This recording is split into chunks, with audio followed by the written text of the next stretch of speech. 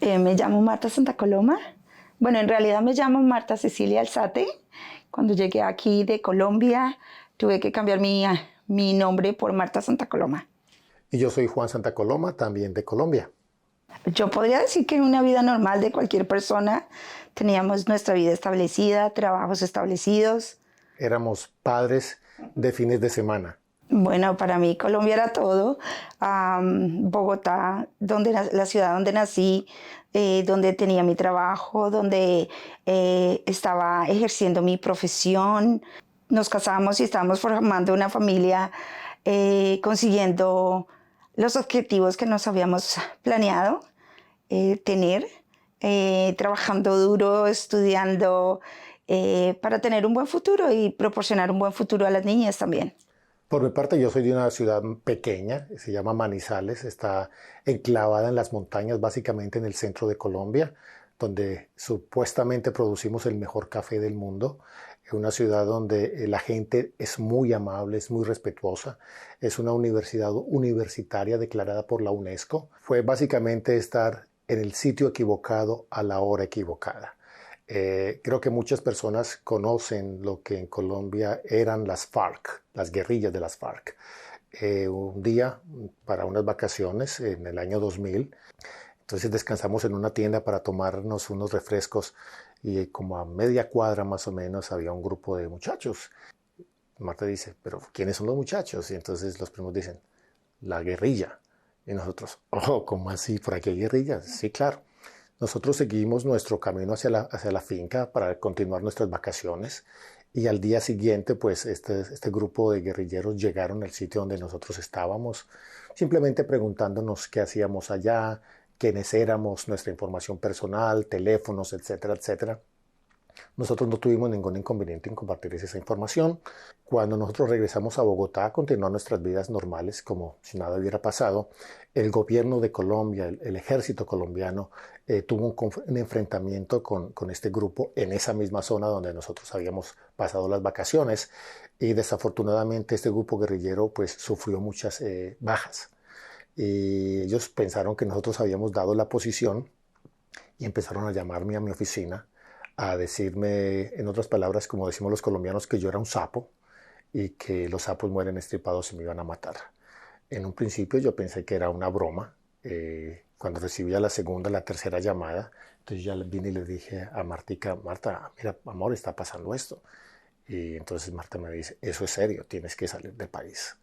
Y en cuestión de 15 días yo ya estaba en los Estados Unidos. Entonces esa fue la razón, amenazas de muerte, pero mi idea inicial era estar aquí por 2 o 3 meses, creyendo que el grupo guerrillero se iba a olvidar de mí, pero desafortunadamente ese no fue el caso. Ellos empezaron a llamar a Marta a su trabajo, a decirle palabras más, palabras menos, sabemos que Juan salió del país, pero él va a tener que regresar en algún momento, y cuando él regrese lo vamos a matar. Entonces, Marta y yo, pues Marta en Bogotá, yo aquí en los Estados Unidos, vía telefónica, tomamos la decisión que lo mejor era que toda la familia se viniera para los Estados Unidos. Yo llegué en mayo del 2000 y Marta y las dos chicas llegaron en agosto del año 2000, básicamente 3 meses después. Fue un choque emocional fuerte saber que de la noche a la mañana tu vida se derrumbó. De la noche a la mañana todo lo que habías logrado con tanto esfuerzo se dejó atrás. Se dejó no solo toda tu vida, tu familia, lo que eres tú para empezar de nuevo, pero con la confianza de saber de que íbamos a estar seguros. Difícil, claro. Es completamente difícil después de 30 años de vivir en tu país, en la tierra que te vio nacer, que te vio crecer, que te dio tantas alegrías y de repente sentir que, porque a mí, cuando tú ves las noticias, tú te sientes triste porque es lo que está pasando en tu país. Pero cuando ya te toca y te pasa a ti es increíble. Es un sentimiento que tú no puedes explicar. Y antes de quedar viuda o de que me secuestraran una de las niñas, porque esas eran las amenazas cuando yo me quedé, decidí renunciar a mi trabajo de 10 años, renunciar a mi carrera, renunciar a mi vida como Marta Alzate y convertirme en Marta Santa Coloma. Algo que nos preocupaba mucho era nuestros padres, pero después de unos días que salimos del país, ellos recibieron una nota diciendo que ellos sabían que nosotros no estábamos, que nos iban a esperar cuando volviéramos. Y creo que una de las noticias más bonitas es ese alivio de que algún día podremos volver a Colombia. Sí, claro. Como Marta dice, eso nos cogió de imprevisto, no teníamos pues dentro de nuestros planes nada de estas cosas. En 15 días yo salí de mi país, yo renuncié a mi trabajo también. Afortunadamente nosotros teníamos visa americana. En mi primer pensar dejar atrás a mi esposa y a mis hijas, eh, aunque sea por unos meses, por algo que no estaba dentro de mi cabeza en ese momento. Entonces era ese pensar y después cuando se tomó la decisión, obvio, de que todos se vinieran, es mirar, ok, ¿qué vamos a hacer ahorita? Vamos a estar en los Estados Unidos estos 6 meses, entramos con visa y vamos a estar como turistas de manera legal, pero después, ¿qué va a pasar? ¿Qué va a suceder con nosotros? Yo no puedo trabajar legalmente, no podemos estudiar porque nuestra visa de turista no nos lo permite. ¿Qué vamos a hacer? Los pocos ahorros que tenemos los tratamos de estirar al máximo, pero no nos van a alcanzar por siempre. ¿Dónde vamos a encontrar dinero? ¿Dónde vamos a encontrar un sitio para vivir? ¿Dónde vamos a encontrar amigos? ¿Dónde vamos a ir a buscar una casa? Es todo ese proceso que con toda seguridad todos los inmigrantes viven en los Estados Unidos. Como dije anteriormente, eso fue un shock, como que no lo creía. Y ya cuando vimos que esto iba en serio y que lo que ellos realmente querían era que él se fuera del país, logramos conseguir el pasaje lo más pronto posible para él. Como dice Juanquis, inicialmente pensamos que era por algunos meses, ya cuando empezaron a llamarme, a amenazarme, que iban a secuestrar a una de las niñas o esto, lo otro, dije no. En 3 meses alistamos todo lo que necesitábamos, empaqué unos ositos de mis niñas y llegué con 2 maletas y mis 2 niñas. Y recuerdo que cuando llegamos a Houston, mi hija mayor María vio la bandera de Estados Unidos y empezó a cantar el himno nacional de Colombia. Fue algo muy gracioso para mí. Y yo le decía, cállate, mami, cállate, porque necesitamos entrar.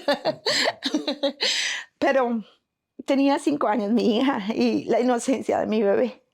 Llegué a Richmond y efectivamente una señora amiga de mi prima me recogió, me llevó lo que supuestamente era su apartamento, pero cuando yo llegué resulta que ella no era la dueña del apartamento, ella era casi una inquilina del apartamento y los dueños eran otros colombianos. Entonces yo llegué pues muy agradecido, pero al rato llegó la pareja y me pregunta, ¿usted quién es? ¿Usted qué hace aquí? Y entonces yo conté lo que pasaba y me dijeron, lo que pasa es que ella nunca nos dijo que usted iba a venir. Hasta ahorita que lo conocemos es porque sabemos que usted va a venir, pero no sabíamos. En fin, ellos me ayudaron, me dejaron ahí por un mes y no tenía trabajo. Ya el dinero se estaba acabando, trabajar en insolación, y así empecé a trabajar. Y gracias al señor Carlos me sirvió de fiador, de cosigner para conseguir una casa rentada.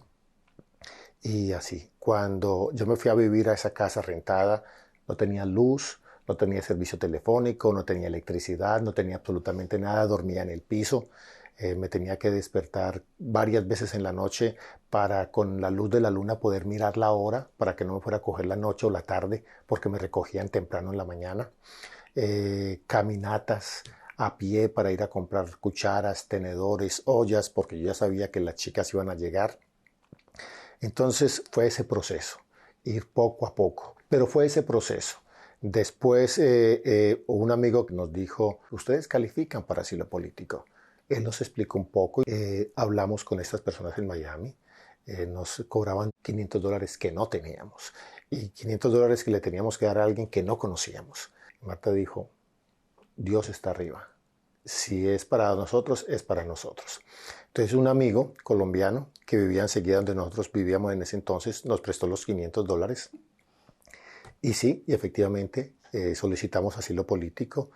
Después de todo este proceso, empecé a trabajar en las escuelas, me empecé a interesar y trabajé como asistente profesora con niños con necesidades especiales y entré a trabajar al Departamento de Salud Mental del Condado de Chesterfield. Somos como esa especie de puente que tiene este programa con las familias para conectarlos en la comunidad con recursos. Bueno, ahorita soy el encargado de la parte multicultural para las escuelas públicas del condado de Chesterfield. A ver, sí, al principio puedo decir que porque en nuestros países no existe esa palabra discriminación, todos somos iguales, color de piel, yo en mi casa mi papá es moreno, negro, mi mamá es blanca, entonces para mí era normal. Empecé a entender que aquí había distinciones de color de piel. Cuando tuvimos el asilo político apliqué para el programa de Christmas Mother y cuando llené la solicitud, una abuelita que estaba haciendo trabajo voluntario muy linda, la señora, me pregunta que de qué color quería las muñecas para mi niña y yo la miré sin entender cuál era el significado de la pregunta. Le dije cualquier color, puede ser verde, roja, amarilla. La señora empezó a mirarme extraño. No, me refiero blanca o negra. Y yo le dije, bueno, son dos niñas, puede ser una blanca o una negra. Entonces, cada vez que yo hablaba, sentía que como que la señora me rechazaba un poco. Sí, yo sí lo he sentido.